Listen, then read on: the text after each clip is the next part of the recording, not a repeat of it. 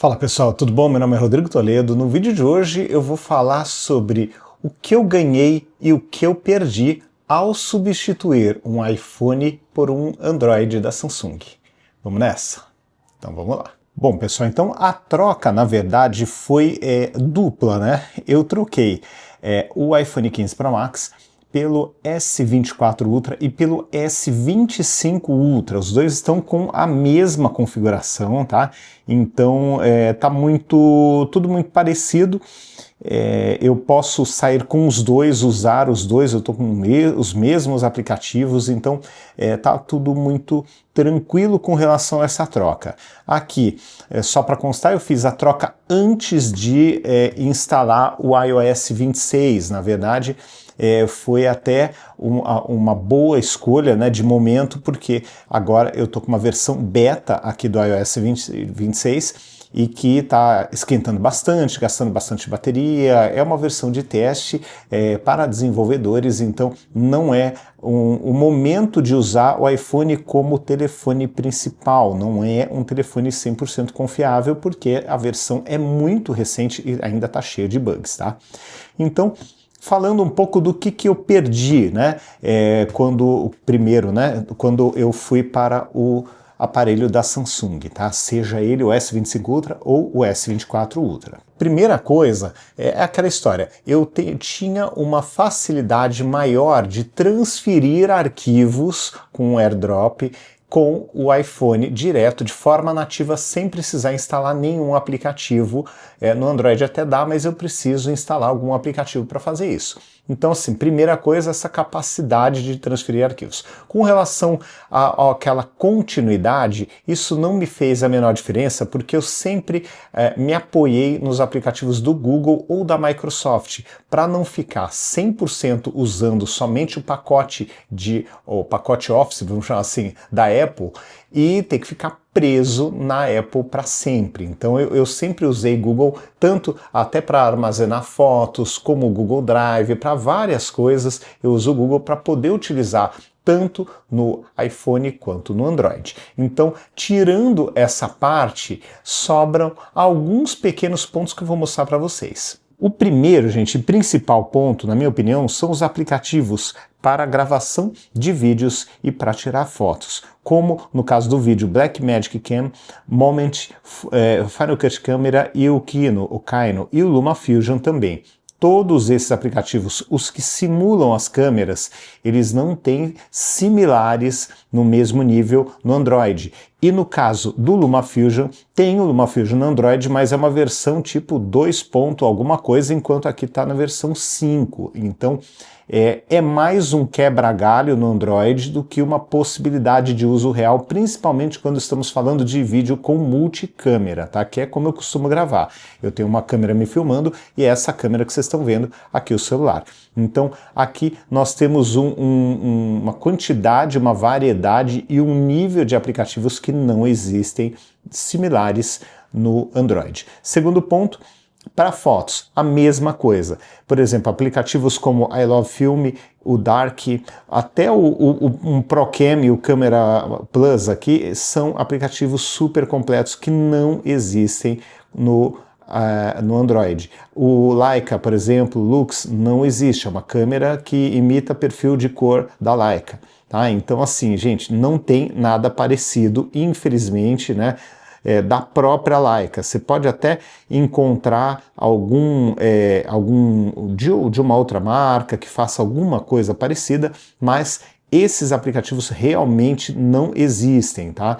Então, por exemplo, você pega aqui esse aplicativo I Love Film, você tem como usar uma câmera aqui, ó, só para mostrar para vocês, ó, com vários filmes diferentes, ó, eu coloco vários filmes da Kodak, veja como muda a cor da minha mesa aqui, ó. Tem aquele grãozinho de foto, sabe? De foto analógica. Então aqui eu tenho condição, ó, e muda bem, dá para chegar muito perto dos filmes reais. A Fuji, para quem tem Fuji, diz que está um pouco exagerado, dá para deixar um pouquinho diferente, mas a boa notícia, né, é que você tem como pelo menos dar uma ajustadinha aqui no ISO, tem como mexer em alguma coisa para tentar modificar. Mas de qualquer forma, é um aplicativo que não tem nenhum similar, tá? Fora isso, agora um detalhe só muito específico para o meu uso, aplicativos de música, que tem aqui, por exemplo, o aplicativo da Korg, tá? Que tem Korg M1, você tem Korg Wave Station, você tem várias baterias eletrônicas com um nível super legal, entendeu? Então, assim, para quem gosta de música, não adianta. iPhone e iPad estão num nível superior, tá? Então, existe até o próprio GarageBand, o IMPC, então assim, tem muitas opções aqui, ó, da própria Korg, tem o SampleVis, tem o Elastic Drums, tem muita coisa aqui para quem gosta de música. Claro, não substitui um instrumento real, mas dá para fazer muita coisa fora de casa. Então, basicamente aqui eu tenho aplicativos de criação de áudio, vídeo e imagem. Agora, isso foi o que eu perdi, assim, que me fez um pouquinho de diferença, senti um pouquinho, mas o que eu ganhei ao migrar para os celulares da Samsung. Então vou te explicar agora o que eu vejo de pontos positivos. Bom, gente, então tá aqui. O primeiro ponto positivo, sem dúvida alguma, na minha opinião, né, é a possibilidade de ter maior flexibilidade nos aplicativos, tá? Então eu tenho como baixar de outras lojas, eu tenho como customizar esse aparelho de uma forma bem diferente, muito mais ampla do que no aparelho da Apple. Segundo ponto, no caso especificamente até, né, desse aparelho aqui, eu tenho a canetinha que eu gosto bastante, uso há muitos anos, então uso desde a época da linha Galaxy Note. Então a canetinha, queira ou não, ela ajuda bastante na edição, ela ajuda para você tomar notas, ela ajuda em vários momentos para desenhar, para fazer registrar alguma ideia de forma rápida. Então a canetinha realmente faz a diferença para o meu uso. Outro ponto interessante, eu ganhei mais possibilidades de uso porque eu tenho câmeras com maior resolução. Eu tenho uma câmera principal de 200 megapixels, lá eu tinha de 48, tenho a segunda lente de 50 e aí a terceira lente com 12 megapixels e 10, tá? Mas de qualquer forma eu tenho a possibilidade de utilizar, olha, várias distâncias focais. Olha, em 12 eu pego todas, em 50 megapixels, vamos colocar aqui em 50, aí eu tenho duas lentes, eu tenho a lente principal e a lente com zoom óptico de 5 vezes. E se eu colocar de 200, aí eu só vou ficar com a câmera principal. Mas de qualquer forma, gente, é muito interessante você ter todas essas possibilidades ao seu dispor. Existe aqui como você utilizar algum perfil de cor, né? Você tem alguns filtros que inclusive você pode adicionar imagens, então eu posso chegar em algo parecido com os filtros que eu gosto tanto lá do lado da Apple, e usando a câmera tanto de vídeo quanto de foto em modo manual, também eu sinto que eu tenho maiores possibilidades de parecer uma câmera e não parecer uma câmera de celular, aquela imagem que você olha, tá na cara que é um celular, que tem uma saturação maior, um pós-processamento maior, tá? Então aqui eu tenho como contornar isso. Outro ponto positivo, gente, eu tenho já há algum tempo, estou usando o relógio da Samsung. Então agora eu voltei a ter toda a integração desse relógio, incluindo a parte de saúde, que é o que mais me interessa, e eu posso fazer esse monitoramento ainda. Se for o caso, eu deixo pouquíssimos, tá? Mas eu ainda posso receber aí as minhas mensagens no celular, aonde quer que eu esteja, consigo fazer pagamento com o celular, então assim, pô, é legal, é uma coisa que eu não tinha no iPhone e que agora eu voltei a ter com o Android. Agora, claro, faltam os aplicativos de música. Eu tenho alguma coisinha aqui de aplicativo de música que eu tento quebrar o galho, mas não é nem de perto o que eu tenho na Apple, e foto e vídeo também por conta das limitações que eu comentei com vocês. Eu tenho o Blackmagic, mas não é tão completo. Eu tenho o LumaFusion de uma versão um pouco mais atrasada. Então eu estou aprendendo a conviver com essas diferenças, né? Mas eu acho que as vantagens hoje são maiores do que as desvantagens. Tenho como usar a tela dividida, eu tenho de forma nativa, eu tenho como usar o modo desktop também de forma nativa, então tem muita coisa aqui, a integração, por exemplo, com a minha TV, tá? Então tá aqui a minha TV, eu consigo não só ligar e usar como controle remoto, como também eu consigo ver até o consumo de energia dessa TV. Então assim, tem muita coisa legal, sem falar, obviamente, né, gente, que é uma coisa que a gente tem que comentar sempre, e aqui fica muito claro, eu gosto sempre de mostrar essa tela, né, a Galaxy AI. Então eu tenho aqui já muito mais evoluído do que no iPhone, assistente de chamada com tradução em tempo real, que só chegou agora e ainda está em beta no iOS. Eu tenho assistente de escrita, intérprete, notas inteligentes, assistente de transcrição, navegação, foto inteligente, desenho inteligente, eliminador de ruído, papel de parede inteligente e assistente de saúde. Então aqui a inteligência artificial está muito, muito mais avançada. É um outro ponto que também me puxou para o aparelho da Samsung nesse momento e também para poder desfrutar, né, de todas essas capacidades que hoje elas praticamente não existem no aparelho da Apple. Para finalizar, vou falar como é que foi para fazer a migração, tá, gente? A migração foi um pouco chata. O que acontece? O meu grande problema foi o WhatsApp.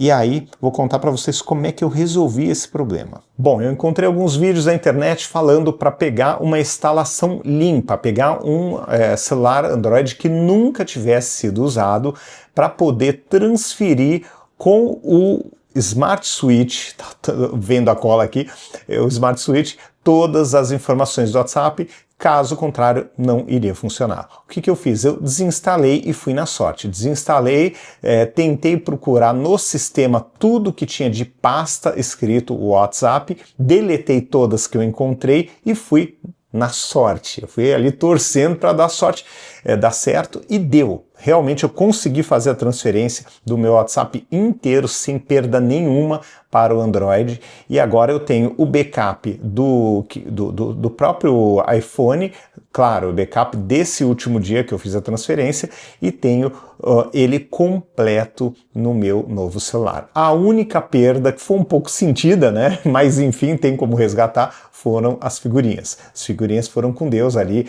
ele passou totalmente todos os arquivos, mas as figurinhas ficaram para trás. Eu tive que ir recuperando ali nas minhas conversas algumas que eu gostava mais e o resto vai começar a juntar tudo de novo, né? Mas enfim, foi a única perda.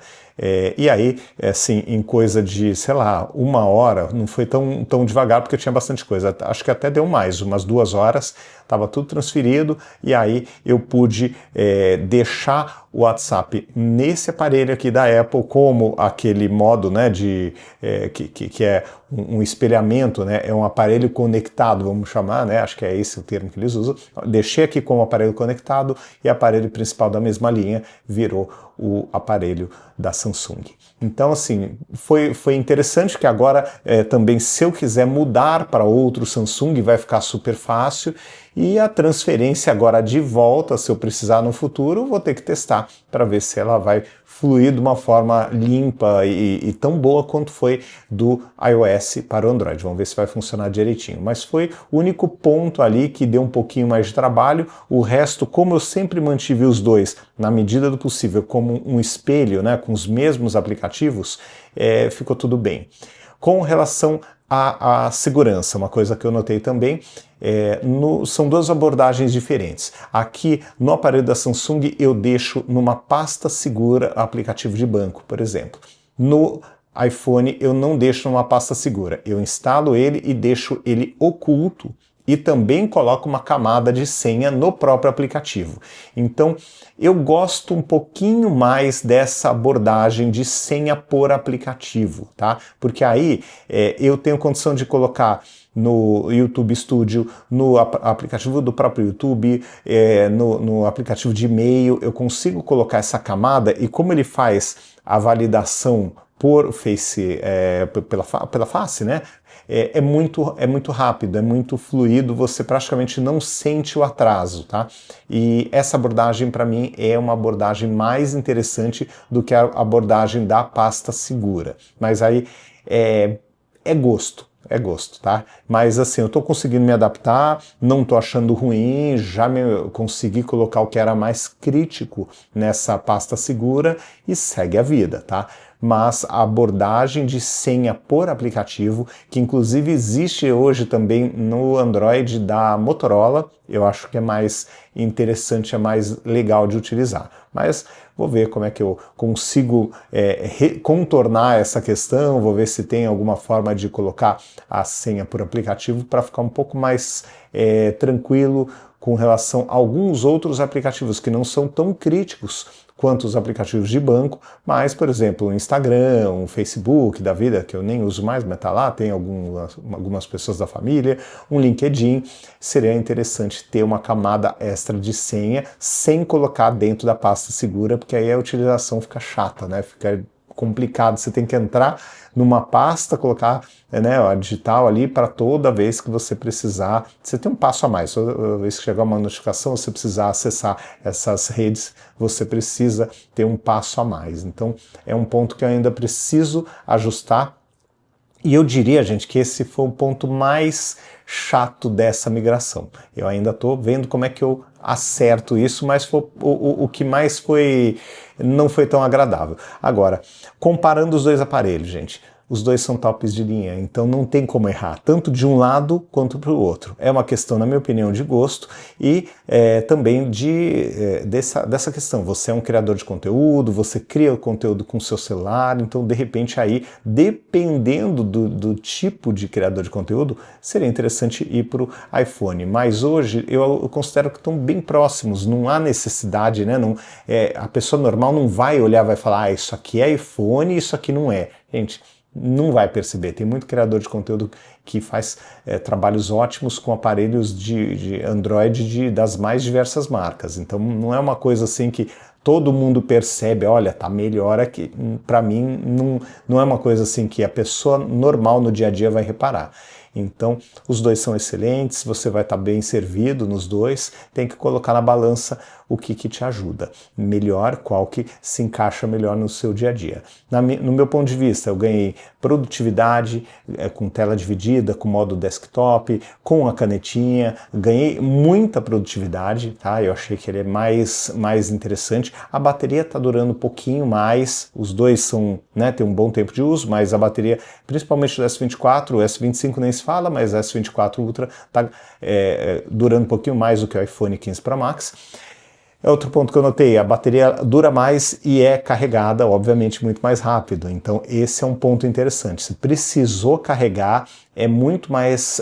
você tem pouco tempo, precisa dar um gás ali na carga. Se você tiver um carregador de carga rápida, o mesmo carregador vai carregar muito mais rápido o S24 Ultra ou o S25 Ultra do que o iPhone. Isso também é um ponto que no dia a dia parece que não, mas faz diferença. E a variedade, a canetinha, né, já tinha falado, e a variedade de câmeras, de distâncias focais e de zoom. Eu achei que eu estou mais bem servido no aparelho da Samsung do que eu estava na Apple. Bom, então é isso, gente. Vou permanecer agora uma temporada usando Samsung como principal de fato mesmo, e vamos ver aí como é que as coisas se desenrolam aí no decorrer dos meses, se eu vou continuar mesmo ou vou voltar para o iPhone mais para frente para testar um pouquinho mais. Mas a vida é essa, gente. Quem acompanha o canal sabe que eu fico batendo aí de um lado para o outro, mas eu mantenho o chip ativo nos dois celulares, então não muda muita coisa. O que muda é que se eu tiver que sair com um só, se for um lugar que eu preciso levar só um, não tem como levar o segundo, seja por segurança, sei lá o que for, e o celular que vai hoje é o celular da Samsung. Essa é a diferença.